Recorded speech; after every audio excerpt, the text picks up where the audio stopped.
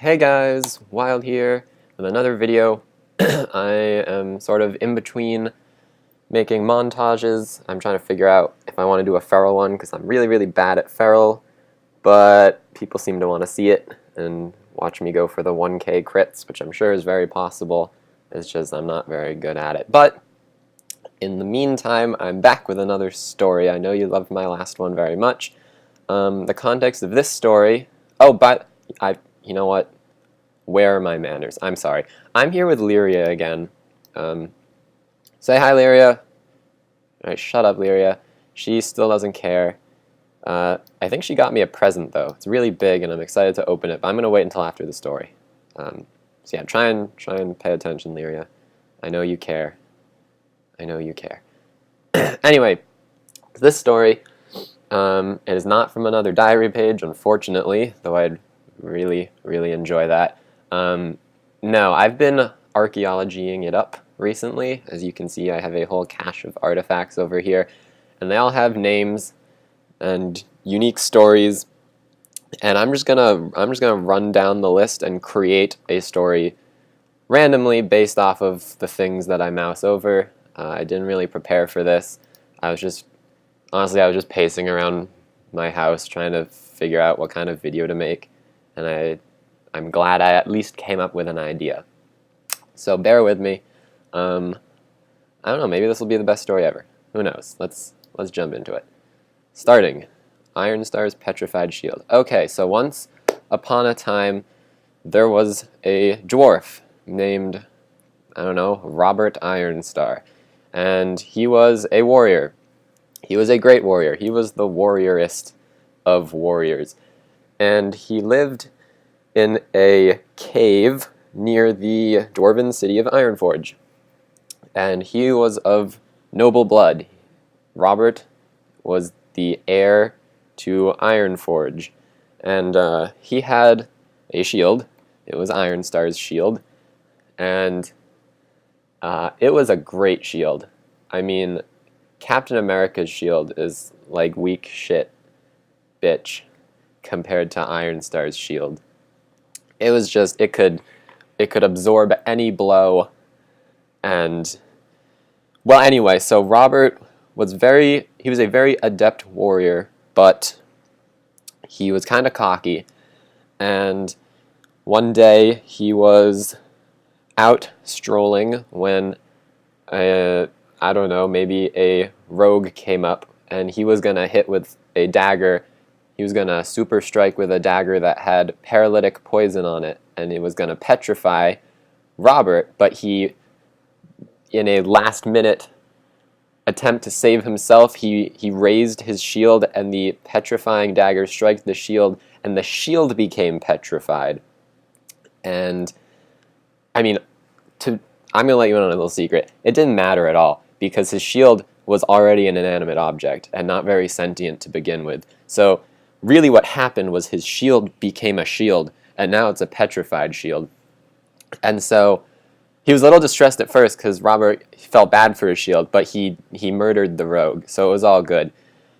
So he went back to his cave where he found a fire raging, and he had no idea what was happening because what was even in his cave to be set on fire? Who knows? But in the center of the fire, he found a stick, and he realized it was a staff belonging to, apparently, Shadow Priest Enund. And, well, Robert didn't really know who that was, or why it was on fire, or how it got in his cave. So he ran to his local library and hit the knowledge database computers, and he looked up, he looked up who Enund might be, because we have easy access to global information at our fingertips these days. And it turns out that Enund was his father. Yes, that's not cliche. Enund was clearly his father, who happened to be a shadow priest. And he left Robert when he was just a little boy because he went to marry Tunadil, who was redeemed for something, and had a great sword. And so I think what happened was that Anund wanted Robert to remember him because he didn't really know his father, so he left his stick in his cave and set it on fire, I guess to be noticed, because, I mean, it's one thing to see a staff, but it's really, really hard to miss it if it, along with all of your belongings, are on fire. So, he found the staff, and he realized that it must belong to his father, who ran away with Tunadil the Redeemer. I don't know what she redeemed, but it must have been something big to be revered as the Redeemer. So Robert did some research on Tunadil as well and realized that she had this amazing sword. And I think what might have happened, what might have run through his mind is that he was such a cocky warrior, Robert that is, that he wanted to see if Tunadil's sword, this amazing fabled sword, could stand a chance against his now petrified shield. So he ran off in search of his parents. He had no idea where they were, but I'm going to speed the story along and say that he found them. Yes. So now we come across a dented shield, and that can only mean one thing, that in his travels, Robert, he had to travel downstream, and he used his shield as a raft, but it got eaten by a shark. So he picked up another shield that belonged to Horace Killcrow. That's a strange last name. I wonder if it's like an epithet. No, that's a strange last name. So he got this new shield, and he found his parents, and he said, "Hey, Mom, I need," or stepmom, I guess, "I need to see if your sword can stand a chance against Horace Killcrow's shield." So they clashed, and she was open to the she wasn't at first because, he's her Robert is her stepson. Why should they fight? But she agreed to it, and Anund sort of encouraged it because he was really bored and wanted to see some sparring. So what's her name? Tunadil, she swung her sword with all her might, and it hit the shield, and the shield became dented and the sword became notched, and that is how you bond with your stepmother, is what I'm trying to say. So far, the moral of the story is that if you want to bond with your stepmother, you need to attack. So they they finished their match, and now everybody's hungry. It's close to dinner time, and the mom says, "What are you doing with this helmet on, Robert?" Because he was wearing a helmet, and I didn't mention it until now. And it's the helmet of Corehammer. And that goes way back to childhood. When Robert was just a boy, he had a friend named Daniel Corehammer, who was also a dwarf, and he was of noble blood, but not the noblest. He wasn't taking over Ironforge anytime soon. But he belonged to a wealthy family, and he had a bunch of hats with wings on them because Daniel dreamed he could fly, which was crazy. He was made fun of as a boy because all he wanted to do was fly. But, he was just a dwarf paladin, and he couldn't really do that at the time. So he put wings on all of his helmets to live his dream as much as he could. And so when he was a boy, and when Robert was a boy, they were friends, and Daniel was very fond of his hats, but he let Robert have one because it's a sign of friendship, I guess. That's their pact, I'll get back to what happened to him later if I so choose. Anyway, so it was time for dinner, and to be respectful, Robert had to remove the hat at the dinner table, but in order to get to the dinner table, they had to enter the grand hall, and there was this bodacious door knocker, and Robert didn't want to touch that because he thought that would be kind of inappropriate, and Anund was about to touch that, and then Tunadil slapped his hand away and said, "Nuh-uh, this is my job."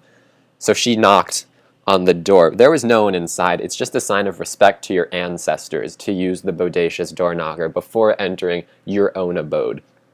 So they go in and they decide, I'm going to do a 2-in-1, they decide to make a stew.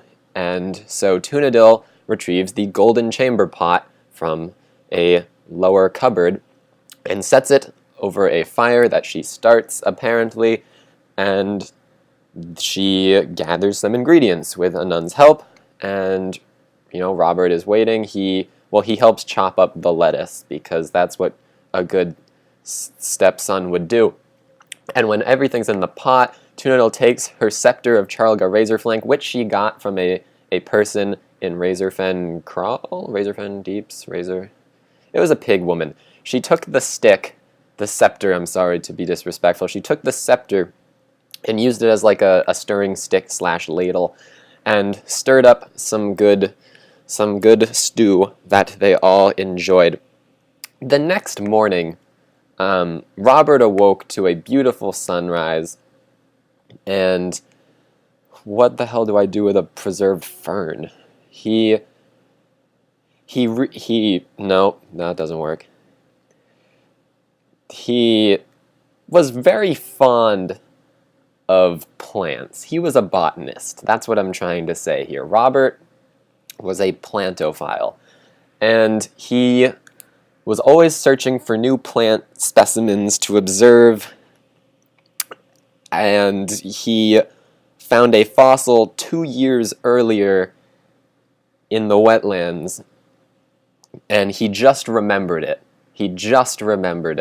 And he pulled it out of his pocket. It had been in the pocket for 2 years. He doesn't have a change of clothes, by the way. He's always in the same stuff. So he found it in his pocket, and he looked at it, and he loved holding it because it reminded him that his love for plants is something that is Do you mind? You're right in my shot. Thank you. So he looked at it, and it just reminded him that his love of plants is something that has dated far before his time, and he just knew it was going to be a good day. And he looked on his other hand where he had his green dragon ring that he took from a dragon boss somewhere, because dragons hoard their treasure, and he slayed it and took what was rightfully his. So he kissed the fern, and then he kissed the ring, and then he did like the Mermaid Man Barnacle Boy unite. It was a whole big shebang. He got up out of bed, went downstairs, and there was an antelope, and his mom Tunadil was fighting it off because it was an angry antelope. It wanted some of the soup, but there wasn't a lot of soup left. She took the scepter and started beating it, and eventually it just sort of retired, and she sawed off the antlers with her notched sword, and Anand got one of his best cloaks, and they did a thing together, and they combined them, and now it was a cloak oh, this is just the clasp. Okay, so now there's a cloak clasp with very, very, very fresh and angry antelope antlers. And it's a gift. Today is Robert's birthday, I should have mentioned, I guess. It's his birthday. He's now turning 30. No, that's too much. He's now turning 25. 25, that's a good age. And this is, what better gift than this? But Anand says, no, I have something else for you, son. He reaches into his pocket and pulls out a massive devil sword tooth. And Robert says, Dad, it's what I've always wanted. And his dad says, I know, son. And they hug, and it's beautiful. And Tunadil is crying. And he says, Dad, but what the hell am I supposed to do with a tooth that was extracted from a dinosaur's mouth? And Anand says, son, you're an adult now, figure it out. And Tunadil says, but wait, there's more. You get double the moon sand when you call now. And she reached into her pocket and found a hairpin of silver and malachite. And Robert says, Mom, stepmom, that's really feminine. I am a dwarf warrior who's going to be king of Ironforge. And Tunadil says, but you can still look stylish, you bastard. And he says, you're right. And she said, to help that, I also have a comb. And he says, stepmom, I really don't have a lot of hair to comb back.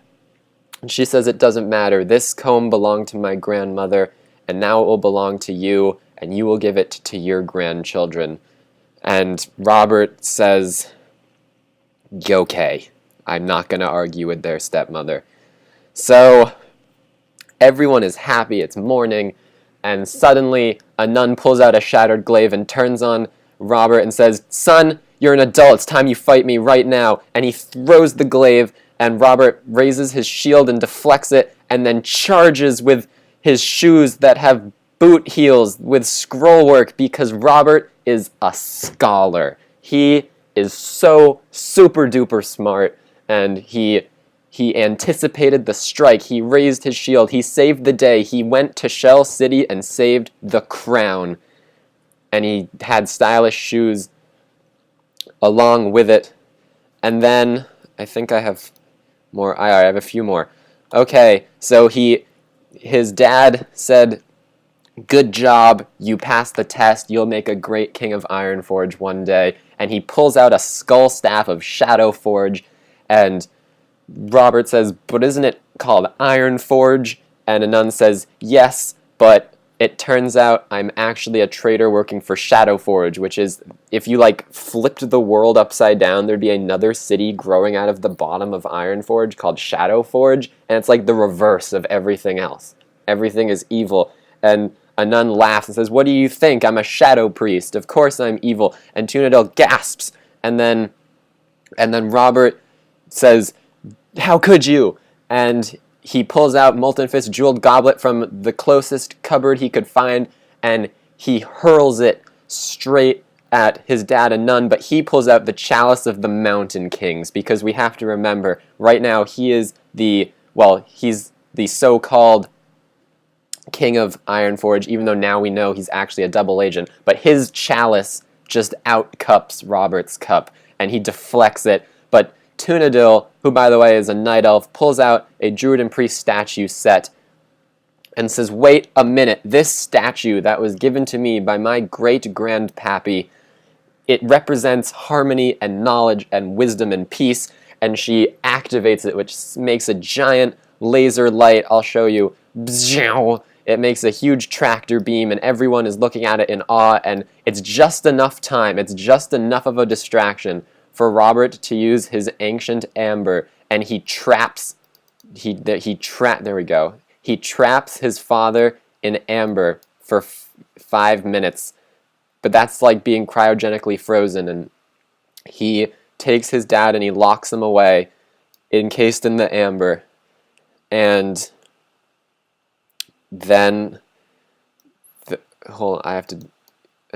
then to celebrate, there's the ceremonial, I keep clicking it, there's a ceremonial dance in his honor. Oh, there's supposed to be a fourth one, but I think it's in the wall. No! And the dwarven people dance and sing because the evil king is locked away, and now Robert is there he is, she is. And then Robert is hailed rather, as the current king of Ironforge, and for now, the evil king, what's his face, Anand, is locked away. But is this the end of our story? Is it? Or will he rise again? Dun dun dun. Yeah, well that's all I have for you. That was gripping. My heartbeat is accelerating straight out of my chest. I'm really concerned at how amazing that story was. I don't know, will there be a part 2? I guess it depends on if I can find more artifacts to finish the story. I guess you'll just have to tune in. So, yeah. See you guys later.